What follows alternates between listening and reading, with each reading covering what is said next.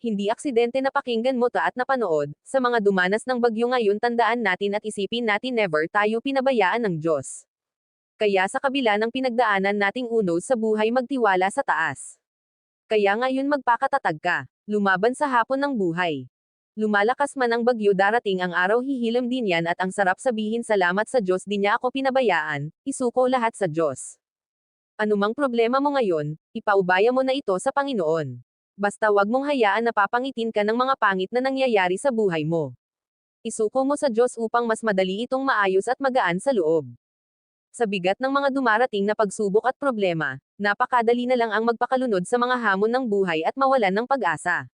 Subalit hindi sa taong pinanghahawakan ang mga plano at pangako ng Diyos sa kanya, sabi sa Isaias Kapitulo 45 versikulo 23. Ako ay tapat sa aking pangako at hindi magbabago, at tutuparin ko ang aking mga pangako.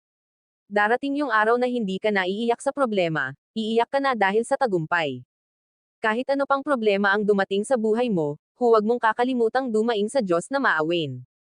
Araw-araw tayong magpasalamat sa Diyos, dahil sa kabila ng pagsubok at problema sa buhay, laging may pag-asa siyang binibigay. Basta tiwala lang. Hindi habang buhay talo ka. Kaya ikaw kapatid, ano bang bagyo dinanas mo ngayon, kahit literal na bagyo man yan? Magpasalamat pa rin tayo. Mabuti ang Diyos sa kabila ng lahat.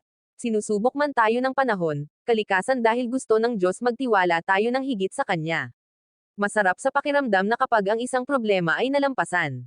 Lahat ng problema ko sa buhay, dinadaan ko lagi sa dasal. Si Lord lang ang aking sandalan. May God bless you always. Ingat tayong lahat. Manalig, manalangin, magtiwala. Salamat.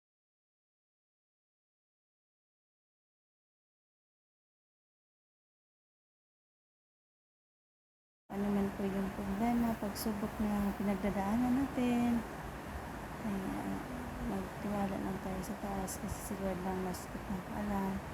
Sinabi niya sa Jeremiah 29:11, "For I know the plans I have for you, declares the Lord, plans to prosper you, not to harm you, but to give you hope and a future." Thank you so much, guys. Ingat kayo lagi. Salamat sa lahat. Salamat din po sa aking team Unity, sa inyong suporta, sa inyong pag-engage, sa lahat po, mga auntie, mga mamshi, walang sawang support. Shout out po sa inyo. Thank you so much. Thank you sa lahat. Ano man po yung pagsabot natin.